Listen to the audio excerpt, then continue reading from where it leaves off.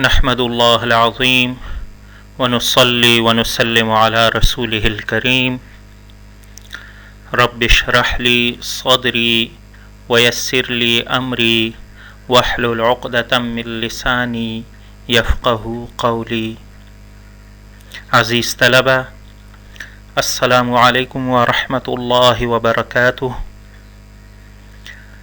آج ہمارا موضوع سورۃ البقرہ رکوع 15 آیت نمبر 122 تا 129 کا ترجمہ اور تشریح ہے۔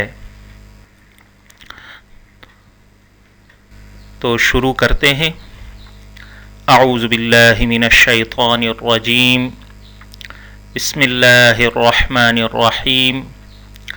یا بنی اسرائیل، اے اولاد اسرائیل، اذکروا، تم سب یاد کرو، نعمتی، میری نعمت، التی، وہ جو، انعمت، میں نے انعام کی، علیکم، تم پر، وانی فضلتکم، اور بے شک میں نے فضیلت دی تم کو، علی العالمین، جہان والوں پر۔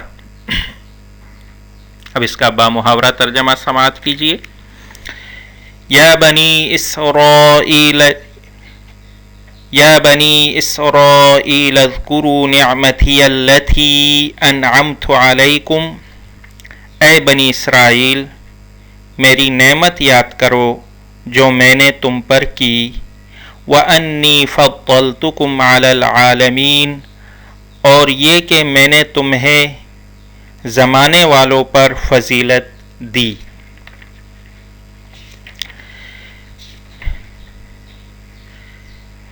اس سے قبل 5ویں رکوع میں بھی بنی اسرائیل اور ان پر انعامات اور احسانات ربانی کا ذکر گزر چکا ہے۔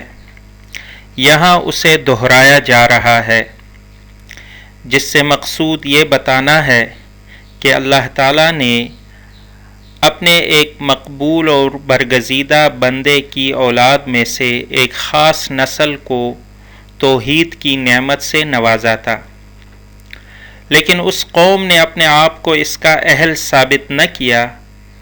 اسے بار بار مواقع دیے گئے،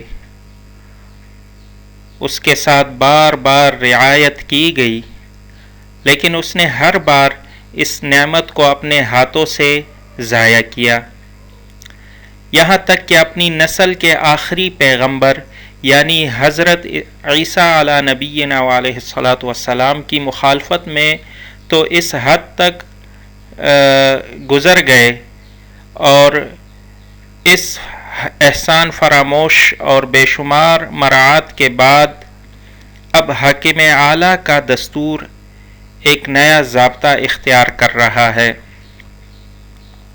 اس احسان فراموش اور نافرمان قوم سے اس کا اعزاز چھین کر بنو اسماعیل میں سے آخری پیغمبر حضرت محمد صلی اللہ علیہ وسلم کے ذریعے دنیا کی ساری قوموں اور نسلوں کو یہ نعمت عام کی جا رہی ہے۔ رہا یہ کہ وہ کون سی نعمت خداوندی ہے جس کا احسان جتایا جا رہا ہے، اس کا تعلق دنیاوی مال و دولت، حکومت اور غلبہ سے نہیں ہے، بلکہ اس سے مراد وہ ہدایت الہی ہے جو من حیث القوم بنی اسرائیل میں کثرت سے انبیاء کرام مبعوث کر کے اللہ تعالیٰ نے دی، اور ساری ہدایت کی بنیاد توحید ہے۔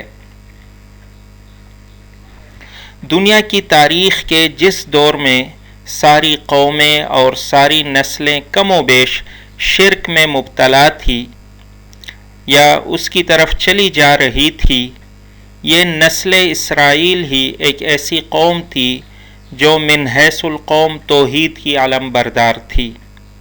عقیدہ توحید اور عقیدہ رسالت میں چولی دامن کا ساتھ ہے۔ رسالت کی قائل صرف وہی قوم ہوگی جس کا عقیدہ توحید پر واضح اور پختہ ہوگا۔ اور انبیاء اور رسل کا جہاں تک کسی نسل سے تعلق ہے تو نسل اسرائیل میں باقی تمام نسلوں کی نسبت زیادہ پیدا ہوئے۔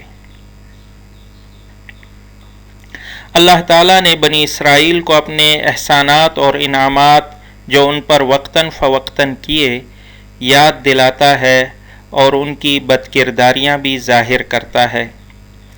یہ انسانی فطرت ہے کہ انسان اپنے منعم اور محسن کے ساتھ محبت کرنے لگتا ہے، اسی لیے اللہ تعالیٰ انہیں صحیح راہ کی تلقین کرنے کے ساتھ اپنے احسان جتاتا ہے۔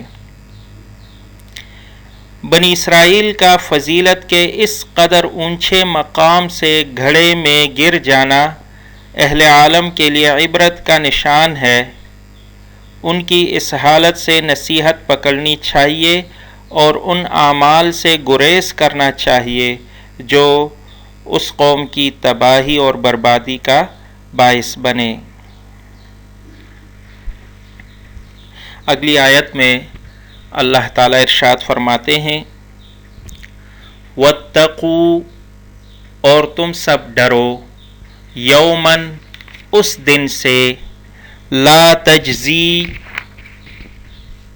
نہ کام آئے گی، نفسن، کوئی جان، عن نفسن، کسی جان کے، شیئا، کچھ بھی، ولا يقبل منها عدل، اور نہ قبول کیا جائے گا اس سے کوئی بدلہ، ولا تنفعها شفاعہ، اور نہ ہی فائدہ پہنچائے گی اسے کوئی سفارش، ولا هم ينصرون، اور نہ ہی وہ سب کی مدد کی جائے گی۔ اب اس کا بامحاورہ ترجمہ،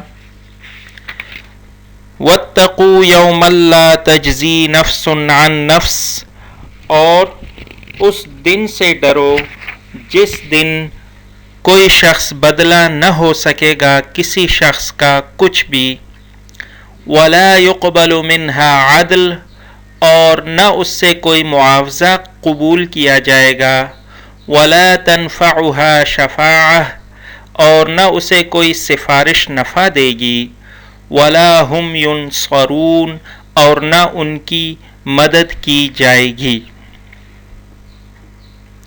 بنی اسرائیل کے بگاڑ کی ایک بہت بڑی وجہ یہ تھی کہ آخرت کے متعلق ان کے عقیدے میں خرابی آ گئی تھی۔ حشر و نشر، جزا اور سزا کا عقیدہ جو انسان کے دل میں جواب دہی اور ایمانداری کا جذبہ پیدا کرتا ہے، اسرائیلیوں کے دلوں ہی سے نہیں بلکہ یوں کہنا چاہیے کہ ان کی مقدس کتابوں اور نوشتوں تک سے مٹ چکا تھا، اور وہ بہت سی خام خالیوں میں مبتلا ہو چکے تھے، مثلاً یہ کہ ہم کیسے ہی گناہ کیوں نہ کریں، چونکہ ہمارے آباء و اجداد پیغمبر تھے اس لیے ہمیں بخش دیا جائے گا، یا اگر ہمیں کوئی پکڑ ہوگی تو انبیاء صلحاء سفارش کر کے ہمیں بخشوا لیں گے، یا کسی دوسرے کو اپنی جگہ پیش کر کے یا کچھ دے دلا کر ہم اپنی خلاصی کرا لیں گے، یا خدا اتنا کمزور اور بے بس ہے معاذ اللہ کہ ہمیں ہمارے مددگار زبردستی بھی چھڑا لیں گے۔ دراصل ان تمام بیہودہ عقائد کی بنیاد خدا کو اپنے اوپر قیاس کرنے پر ہے۔ عام طور پر دنیا میں کسی مجرم کو چھڑانے کے لیے یہی 4 صورتیں ہوتی ہے۔ اول یہ کہ کوئی دوسرا شخص مجرم کا جرم اپنے سر لے لے، دوم یہ کہ اس کی سفارش کر کے اسے چھڑا لے، سوم یہ کہ کوئی فدیہ وغیرہ دے کر بری کرا لے، اور چہارم یہ کہ زبردستی اور دھونس سے چھڑا لے۔ ان 4 صورتوں میں کوئی بھی ایسی صورت نہیں جو قیامت کے روز گناہگار کے کام آ سکے۔ قیامت کے روز ہر شخص کو اپنی فکر ہوگی، اللہ کی مرضی کے بغیر کوئی شخص کسی دوسرے کی سفارش نہ کر سکے گا۔ اللہ تعالیٰ کو مال و دولت کی ضرورت نہیں کہ وہ فدیہ قبول کر لے، اور زمین و آسمان میں کوئی ایسی طاقت نہیں جو اللہ تعالیٰ کو عاجز کر سکے اور مجرم کو اللہ کے ہاں سے زبردستی چھڑا لے۔ اگلی آیت میں اللہ تعالیٰ ارشاد فرماتے ہیں وَإِذْ، اور جب، ابتلا، آزمایا، ابراہیم، حضرت ابراہیم علیہ السلام کو، ربہ، اس کے رب نے، بکلمات، چند باتوں سے، فَأَتَمَّهُنَّ، تو اس نے پورا کر دیا ان کو۔ قال، اللہ نے فرمایا، انی، بے شک میں، جاعلک، تجھے بنانے والا ہوں، للناس، لوگوں کا، امام۔ قال، تو اس نے کہا، ومن ذریتی، اور میری اولاد سے بھی۔ قال، فرمایا اللہ تعالیٰ نے، لا ینال، نہیں پہنچے گا، عہدی، میرا عہد، الظالمین، ظالموں کو۔ اب اس کا بامحاورہ ترجمہ سماعت کیجئے۔ وَإِذِ ابْتَلَىٰ إِبْرَاهِيمَ رَبُّهُ بِكَلِمَاتٍ فَأَتَمَّهُنَّ، اور جب حضرت ابراہیم علیہ السلام کو ان کے رب نے چند باتوں سے آزمایا تو انہوں نے وہ پوری کر دی۔ قَالَ إِنِّي جَاعِلُكَ لِلنَّاسِ إِمَامًا، تو اللہ تعالیٰ نے فرمایا، بے شک میں تمہیں لوگوں کا امام بنانے والا ہوں۔ قال ومن ذریتی، اس نے کہا اور میری اولاد کو بھی۔ قال لا ینال عہد الظالمین، تو اس نے فرمایا میرا یہ عہد ظالموں کو نہیں پہنچتا۔ اللہ تعالیٰ نے حضرت ابراہیم علیہ السلام کو بہت سی باتوں میں آزمایا، اور اسی بات نے آپ علیہ السلام کو اس کا اہل ثابت کیا کہ انہیں بنی نوع انسان کا امام اور رہنما بنایا جائے۔ ان ساری آزمائشوں کی تفصیل قرآن حکیم میں مختلف مقامات پر بیان ہوئی ہے۔ جب سے آپ علیہ السلام پر حق واضح ہوا تھا، اس وقت سے لے کر اپنی رحلت تک ان کی ساری زندگی سراسر قربانی ہی کی تھی۔ جتنی چیزیں بھی انسان کو محبوب ہو سکتی ہیں، وہ سب آپ نے حق کی خاطر قربان کر دی، اور تمام ممکنہ، متوقع، غیر متوقع مصائب و آلام، خطرات و مہمات آپ نے حق کی راہ میں جھیلیں۔ مثلاً بت پرست اور بت گر چچا نے گھر سے نکالنے کی دھمکی دی، قوم نے جلا وطن کرنے کی دھمکی دی، بادشاہ نے آگ میں ڈالا مگر وہ حق سے باز نہ آئے۔ پھر اللہ تعالیٰ نے بیوی بچے کو جنگل میں چھوڑ آنے اور بچے کو قربان کرنے کا حکم دیا۔ آپ علیہ السلام نے اس حکم کو بھی پورا کر دکھایا، اور کئی طریقوں سے آپ علیہ السلام کو آزمایا، اور آپ علیہ السلام ہر طور پر کامیاب ہوئے۔ امتحان میں کامیابی کے نتیجے میں اللہ تعالیٰ نے آپ علیہ السلام کو خوشخبری دی کہ آپ علیہ السلام وہ پیشوا بنا دیے گئے جن کی امور دین و شریعت میں لوگ اقتدا کریں گے۔ منصب امامت کی خوشخبری سننے کے بعد حضرت ابراہیم علیہ السلام نے اللہ تعالیٰ سے دریافت فرمایا کہ آیا یہ منصب ان کی نسل کو بھی عطا ہوگا؟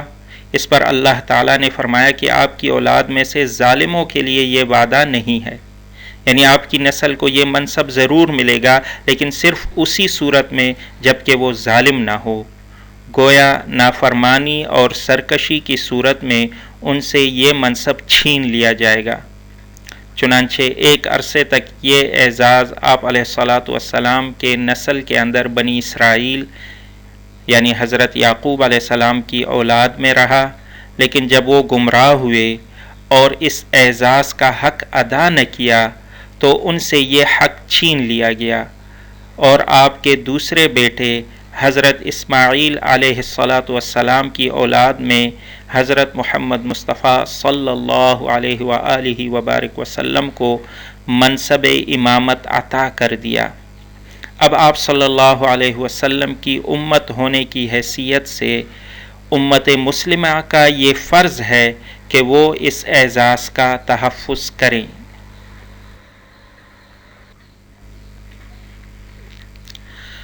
اگلی آیت میں اللہ تعالیٰ ارشاد فرماتے ہیں وَإِذْ جَعَلْنَا الْبَيْتَ مَثَابَةً لِلنَّاسِ وَأَمْنًا وَإِذْ جَعَلْنَا اور جب ہم نے بنایا البیت بیت اللہ شریف کو مثابتاً مرکز للناس لوگوں کے لیے وَأَمْنًا اور امن کی جگہ وَاتَّخِذُوا اور تم سب پکڑو من مقام ابراہیم مقام ابراہیم علیہ الصلاۃ والسلام کو مصلی نماز پڑھنے کی جگہ وعہدنا اور ہم نے حکم دیا الی ابراہیم حضرت ابراہیم علیہ السلام کو واسماعیل اور حضرت اسماعیل علیہ الصلاۃ والسلام کو ان کہ طہرا تم دونوں پاک کرو بیتیہ میرے گھر کو للطائفین طواف کرنے والوں کے لیے والعاکفین اور اعتکاف کرنے والوں کے لیے والرکع السجود اور رکوع کرنے والوں اور سجدہ کرنے والوں کے لیے۔ اب اس کا بامحاورہ ترجمہ سماعت کیجیے۔ وَإِذْ جَعَلْنَا الْبَيْتَ مَثَابَةً لِلنَّاسِ وَأَمْنًا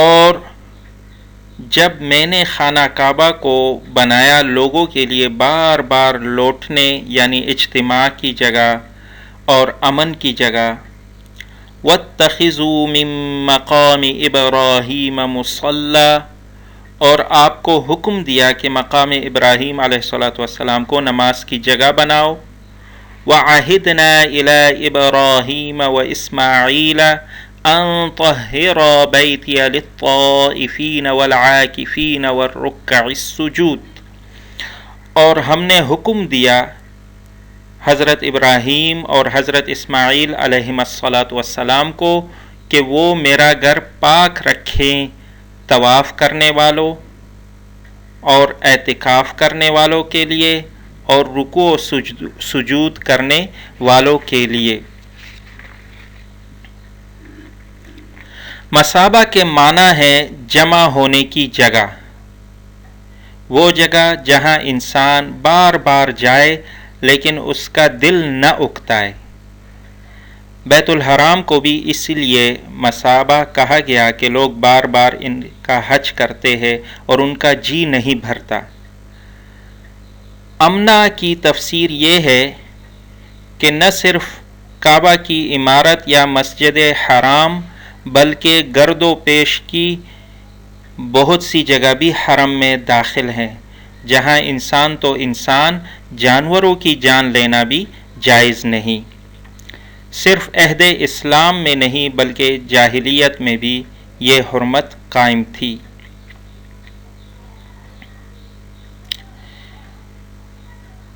پھر امت اسلامیہ کو یہ حکم دیا گیا کہ حضرت ابراہیم علیہ الصلاۃ والسلام کے کھڑے ہونے کی جگہ کو نماز کی جگہ بناؤ۔ مقام ابراہیم اس پتھر کو کہا جاتا ہے جس پر کھڑے ہو کر حضرت ابراہیم علیہ الصلاۃ والسلام نے خانہ کعبہ کی تعمیر کی تھی۔ یہ پتھر آج بھی خانہ کعبہ سے کچھ فاصلے پر محفوظ پڑا ہے اور حجاج کرام حج کے دوران اس پتھر کے قریب قبلہ رخ ہو کر 2 رکعت نماز ادا کرتے ہیں جو احناف اور مالکیہ کے نزدیک واجب ہے۔ اس کے بعد باپ بیٹا یعنی حضرت ابراہیم اور حضرت اسماعیل علیہم السلام کو حکم دیا گیا کہ وہ اللہ کے گھر کو پاک کریں، اور پاک کرنے سے مراد صرف ظاہری طور پر ہی پاک کرنا نہیں، بلکہ اصل پاکیزگی یہ ہے کہ وہاں خدا کے سوا کسی کا نام بلند نہ کیا جائے۔ جس نے خانہ خدا میں خدا کے سوا کسی غیر کو حاجت روا اور مشکل کشا کی حیثیت سے پکارا، اس نے حقیقت میں گندگی پھیلائی۔ اس میں مشرکین مکہ کے اس جرم کی طرف بھی بڑا لطیف اشارہ ہے کہ یہ ظالم لوگ حضرت ابراہیم اور حضرت اسماعیل علیہم السلام کے وارث ہونے کے تو دعوے دار ہیں، لیکن حق کے وراثت ادا کرنے کے بجائے الٹا اس حق کو پامال کر رہے ہیں۔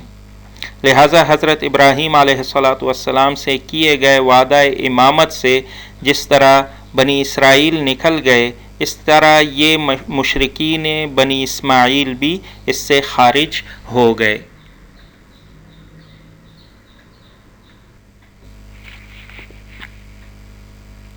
اگلی آیت میں اللہ تعالیٰ کا ارشاد ہے، وَإِذْ قَالَ، اور جب کہا، ابراہیم، حضرت ابراہیم علیہ السلام نے، ربی، اے میرے، اجعل، تو بنا دے، ھذا، اس، بلدن، شہر کو، آمنا، امن والا، ورزق، اور تو رزق دے، اہلہ، اس کے رہنے والوں کو، من الثمرات، پھلوں سے، من آمنا، جو ایمان لایا، منہم، ان میں سے، باللہ، اللہ پر، والیوم الآخر، اور آخرت کے دن پر۔ قال، تو اس نے فرمایا، ومن کفر، اور جو کفر کرے گا، فأمتعہ، تو میں فائدہ پہنچاؤں گا اسے، قلیلا، تھوڑا سا، ثم، پھر، اضطرہ، میں کھینچ لاؤں گا اسے، الی عذاب النار، عذاب کی طرف، النار، آگ کے، وبئس المصیر، اور وہ بہت برا ٹھکانہ ہے۔ اب اس کا بامحاورہ ترجمہ سماعت کیجیے۔ وَإِذْ قَالَ إِبْرَاهِيمُ، اور جب ابراہیم علیہ السلام نے کہا، رب اجعل ھذا بلدًا آمنا، اے میرے رب اس شہر کو بنا امن والا، وارزق اہلہ من الثمرات، اور اس کے رہنے والوں کو پھلوں کی روزی دے، من آمن منہم باللہ والیوم الآخر، جو ان میں سے ایمان لائے اللہ پر اور آخرت کے دن پر۔ قال، تو فرمایا اللہ نے، ومن کفر فأمتعہ قلیلا، جس نے کفر کیا اس کو تھوڑا سا نفع دوں گا، ثم اضطرہ الی عذاب النار، پھر اس کو مجبور کروں گا دوزخ کے عذاب کی طرف، وبئس المصیر، اور وہ لوٹنے کی بری جگہ ہے۔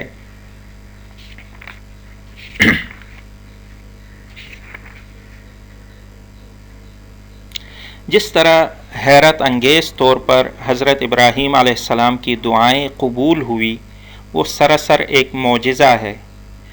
جہاں تک مکہ کے شہر کو پرامن بنانے کی دعا کا تعلق ہے، تو دنیا اس بات کی گواہ ہے کہ مکہ معظمہ میں خانہ کعبہ کے طواف اور حج کے لیے زائرین اور حاجیوں کا ہجوم امٹتا رہتا ہے، اور امن و امان کے اعتبار سے اب مکہ اور اس کے گرد و پیش کا جواب نہیں ہے۔ اور پھر اسلام نے تو شہر اور مضافات کو حرم ٹھہرا دیا ہے، یعنی وہاں جانور تک کا شکار نہیں کیا جا سکتا۔ اگر کوئی قاتل بھی وہاں پناہ لے تو اس سے تعرض نہیں کیا جاتا۔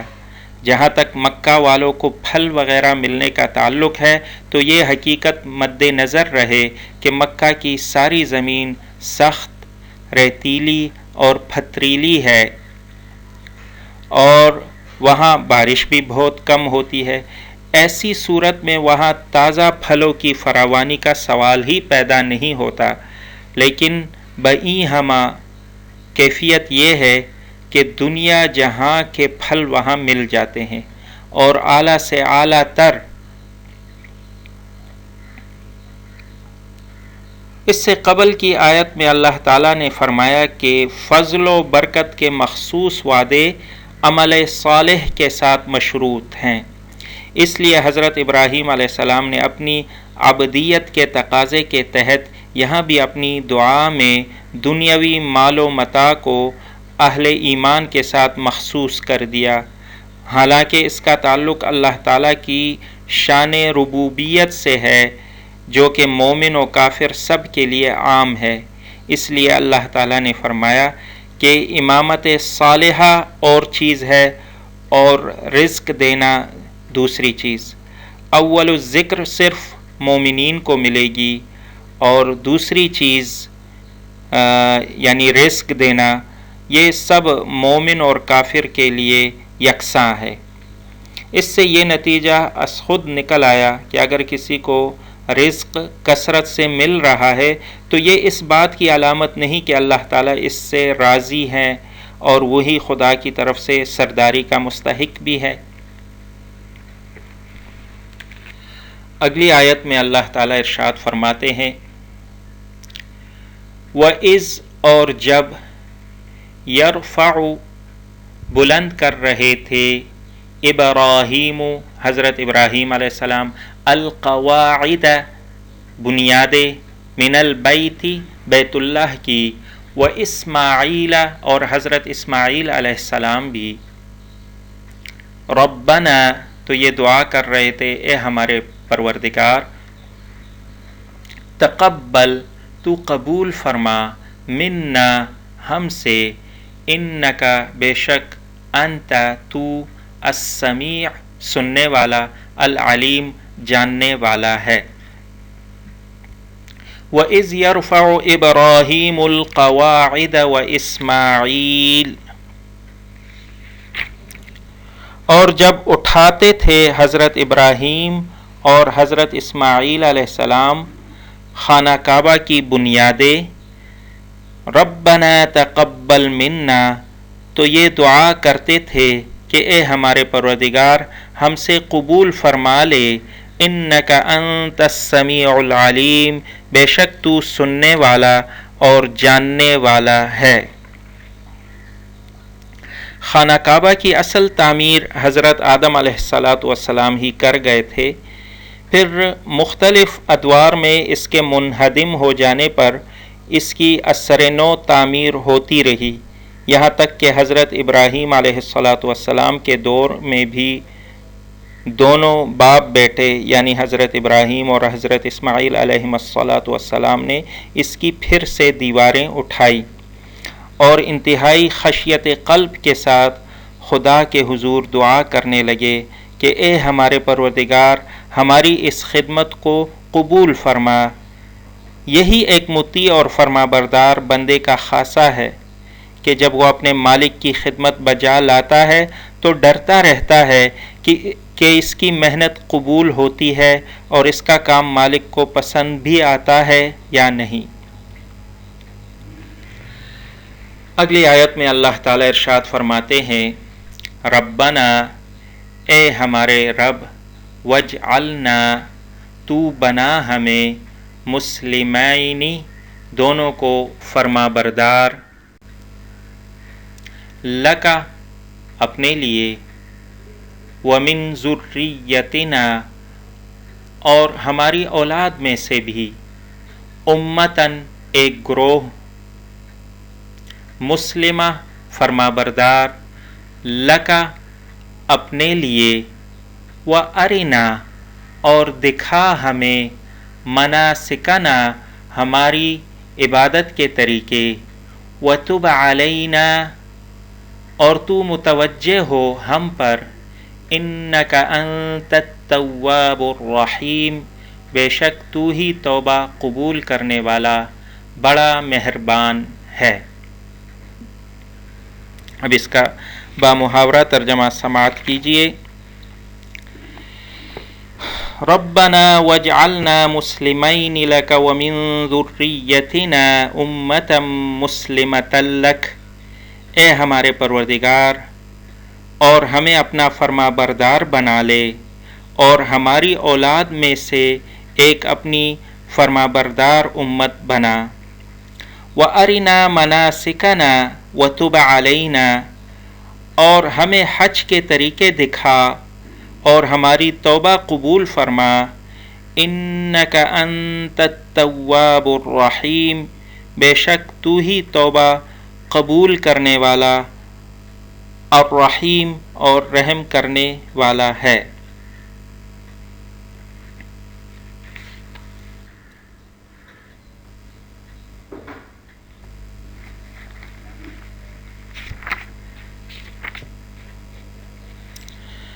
मुस्लिम के माना है फरमाबरदार।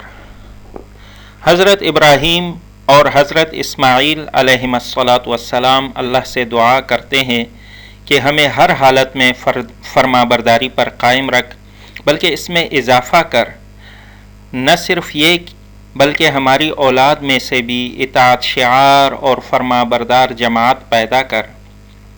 इस दुआ की कबूलियत इससे ज़ाहिर है कि हज़रत इस्माईल अलैहिस्सलाम की औलाद में से एक जमात आज तक इसी उम्मत मुस्लिमा के नाम से मशहूर चली आती है।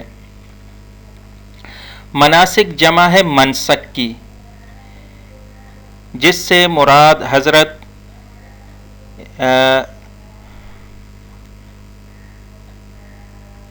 मनासिक जमा है मनसक की, जिससे मुराद इबादत के तौर तरीके और आदाब हज है। कमाल इताअत और फरमाबरदारी ये है कि बंदा अपने आका से वो बातें जानने की कोशिश करे जिनसे आका की रज़ा और खुशनुदी हासिल हो सके। इसी तरह हज़रत इब्राहीम अलैहिस्सलाम ने अपने परवरदिगार से दुआ की कि हम दोनों बाप बेटे को अपनी मर्ज़ी के आदाब सिखा दे, और फिर उसके बाद तक़ाज़ाए बशरी के तहत हमसे कोई गलती सरसद हो जाए तो हमें मुआफ़ फरमा दीजिए। चुनांचे अल्लाह ताला ने आप अलैहिस्सलाम को वो आदाब और तरीक़े सिखा दिए। अगली आयत में अल्लाह ताला इरशाद फरमाते हैं, रब्बना,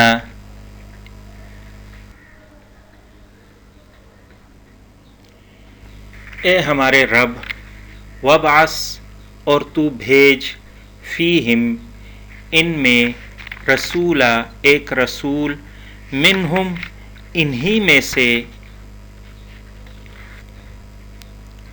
यतलू, वो तिलावत करे, अलैहिम, उन पर, आयातिका, तेरी आयतें, व युअल्लिमुहुम, और वो उन्हें तालीम दे, अल किताबा, किताब की, वल हिकमता, और हिकमत की, व युज़क्कीहिम, और वो पाक करे उन्हें, इन्नका, बेशक, अंता, तू ही, अल अज़ीज़, गालिब, अल हकीम, हिकमत वाला है। अब इसका बामुहावरा तर्जमा समाअत कीजिए। रब्बना वब्अस फ़ीहिम रसूलम मिनहुम, ए हमारे रब, और इनमें से एक रसूल भेज, यतलू अलैहिम आयातिका,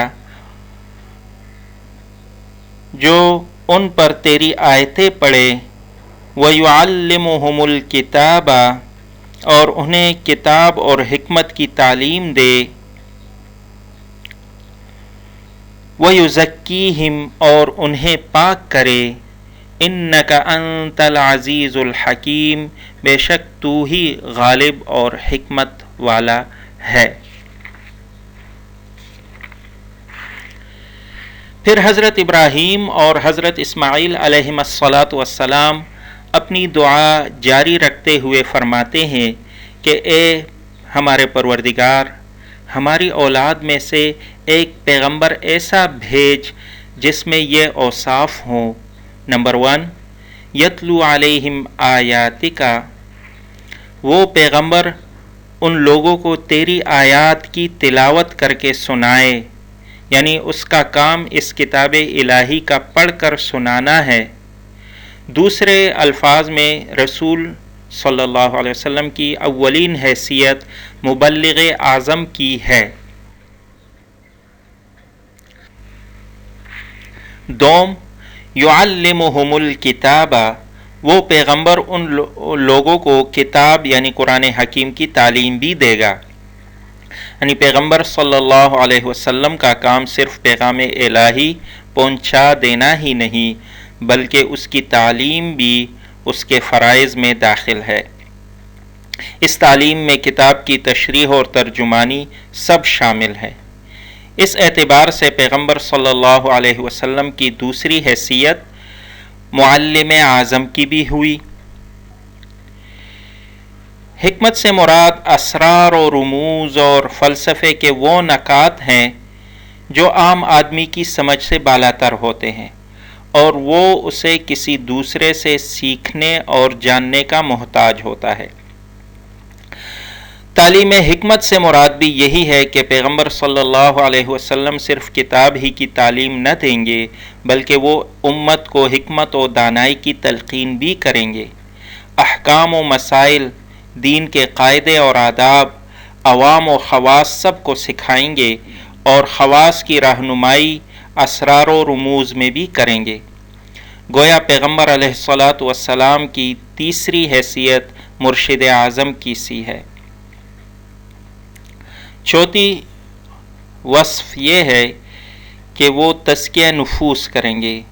تزکیہ نفوس سے مراد یہ ہے کہ پیغمبر کا کام تبلیغ و تعلیم اور اسرار و رموز کی رہنمائی کے علاوہ کچھ اور بھی ہے، اور وہ اخلاق کی پاکیزگی اور سیرت کی اصلاح ہے۔